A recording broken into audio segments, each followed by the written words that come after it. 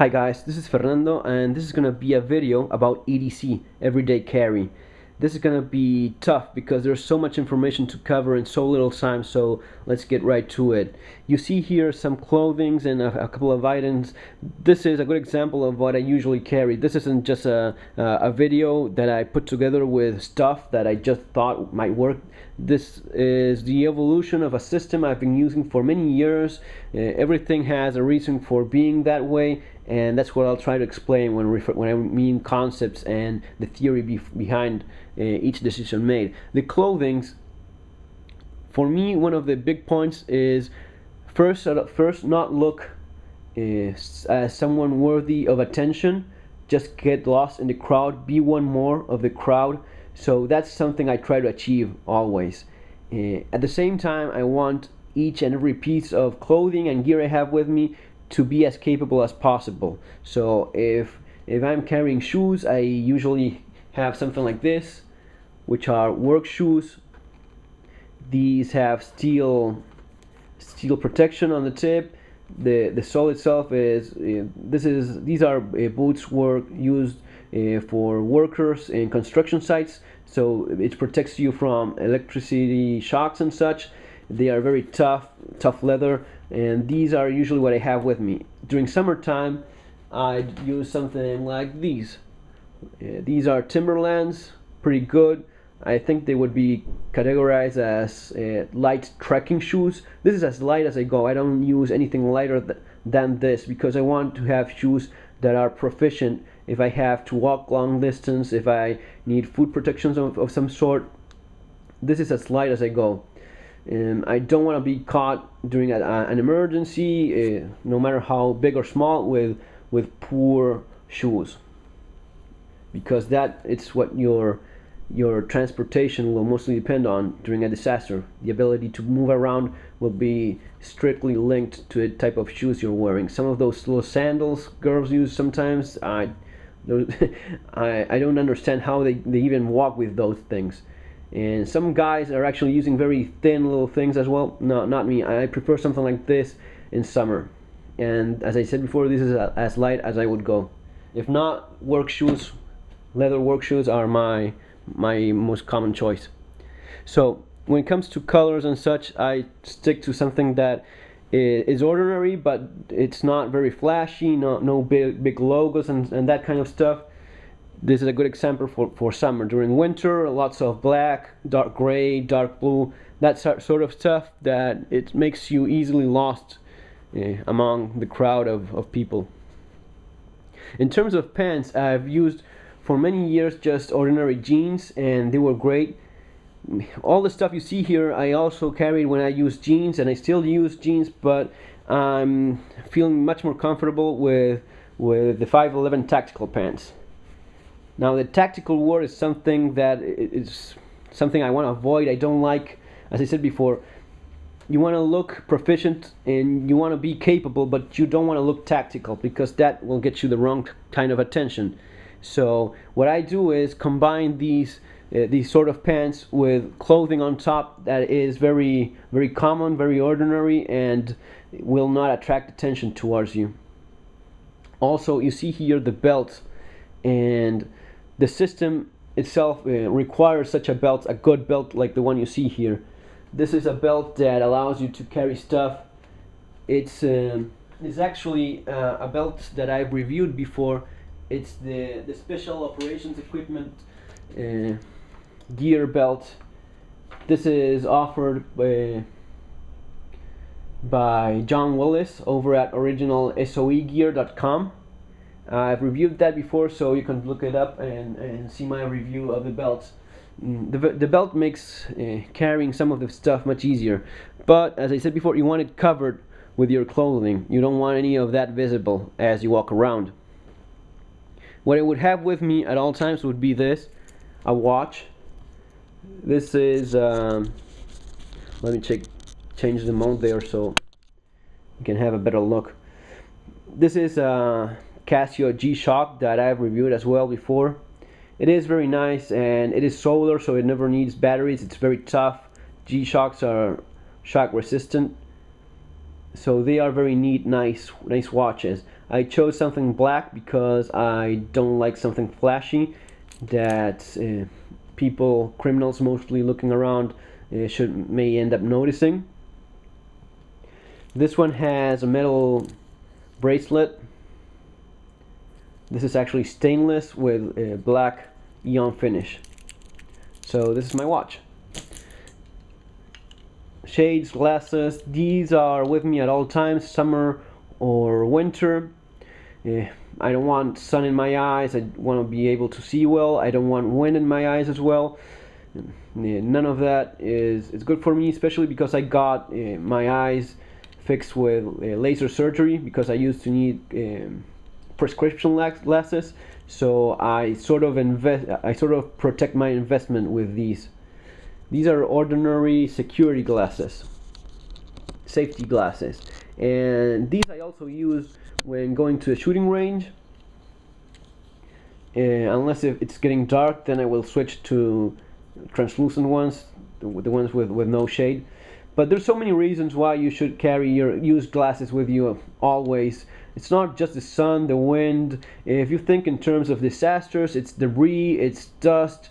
Think 9/11, think earthquakes as the ones you've been seeing recently.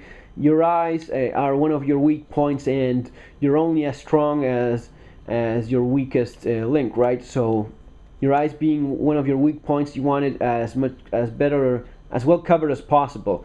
So many reasons. Think of using OC spray during a situation where you're defending yourself, the wind throwing the OC in your direction. If you wear your glasses, you're okay. If you're driving, someone bashes your windshield, as it happens sometimes here in Argentina, having your eyes protected will mean you don't have glass in your eyes.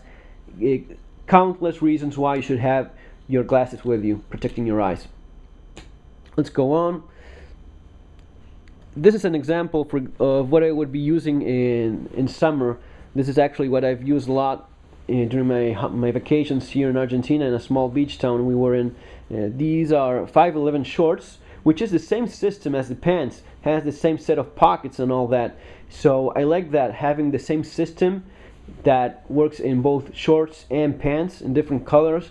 I always have the same practical setup, but in different colors, different options in terms of weather as well. Combine these shorts that are just like the ones used by everyone else in a beach, at least around here, with a top like this, and you're good to go. You're just one more guy dressed like everyone else, but you have your capabilities hidden. Okay, moving along, we start seeing, well, this is something that I have with me again at all times, and I'm being honest with what I have with me. So I'll have a gold chain, cross, and Sacred Heart image. This is a Catholic thing, so I have this with me as well. Let's take a look at the belt itself. The belt itself it's great. It's a great belt. There's other rigger belts as well out there, but the Cobra belt, this one offered by John Willis. Again, the website, I think it is, yeah, I have it here. It's originalsoegear.com. I can't recommend this belt enough for shooters, for people looking for a good belt that it makes carrying your weight much easier. Highly recommend it. And the Cobra buckle makes it easy to remove your belt as well. So yeah, highly recommend it. Let's take a look here. You have your cell phone. Why is it important to have a cell phone with you at all times? Guys, communications, being able to talk with your relatives. In Argentina, one of the most common pieces of advice in terms of kidnappings is having your cell phone charged with you at all times in case someone is calling and saying they have kidnapped you. Your family wants to contact you, you need your cell phone with you. Now, this is my iPhone, and it has the OtterBox case. This is the OtterBox Defender case. This is the best case for the iPhone. It works. There's a OtterBox for other cell phone models as well. I just prefer the iPhone, but if you like BlackBerry, I think they have the Defender series as well for the BlackBerry. You can run over this with a 4x4 pickup truck. It still will stand. At least that's what I've seen in some of the commercials by OtterBox. whatever. Guys, I've dropped this a number of times in the middle of the street, running across the street or something, just fell and nothing happened to the phone. So yeah, I'm a happy customer and don't doubt about recommending this to everyone. You want your phone for so many reasons. Imagine what happened recently in Japan with people trying to get in contact with their families. Of course, phone lines may work or may not, but since you never know, you might as well have it with you. And if you're able to make a call before the lines go down, then all more power to you. If you have something like the iPhone, you will also have Wi-Fi. So in case you're evacuated somewhere and you manage to scrounge some Wi-Fi signal somewhere, you might end up using Facebook or Twitter or email, whatever it is, to send messages to your family, to your loved ones. You also have in the iPhone, you have some apps that are for scanning police frequencies and such. So many reasons to have it with you: for gathering information. If there's something going on, you have the radio in your phone to listen to the news. Guys, you must have your cell phone with you at all times, and at least for me, the iPhone works, and especially the case, the OtterBox case. That's a winner. Now let's take a look into the pockets. I will have in my front right pocket, I will have Leatherman Charge TTI. This is the multi-tool I've been using lately and highly recommended. The blade is very good, so when I need a knife, I just have my Leatherman with me. Of course, it has a number of functions and tools in it. The thing that I like to mention about it is a clip. For me, the clip is the key of the versatility of this particular tool, and the reason I have it with me at all times. If it weren't for the clip, I don't see myself with a pouch and the tool in it. For me, it's much easier to just, when I'm going out the door, just get my tool in my pocket. In one I have another knife, in one pocket I have this tool, and that's what's been working for me so far, and pretty glad with the results. Try to go a bit faster because we're running out of time. On the other pocket, I will have a big knife. This is Cold Steel Vaquero Grande. Very Latin name, so it sort of fits me in some way. Let me see if I can change the setup so as to... Yeah, well, you see it's pretty big. It's a pretty big knife, and it's not only effective, it's very intimidating as well. As I've seen people react to it. It's something that people don't want to. You want to be someone that has the tools to protect yourself, and in some cases, having the right tool avoids the situation entirely.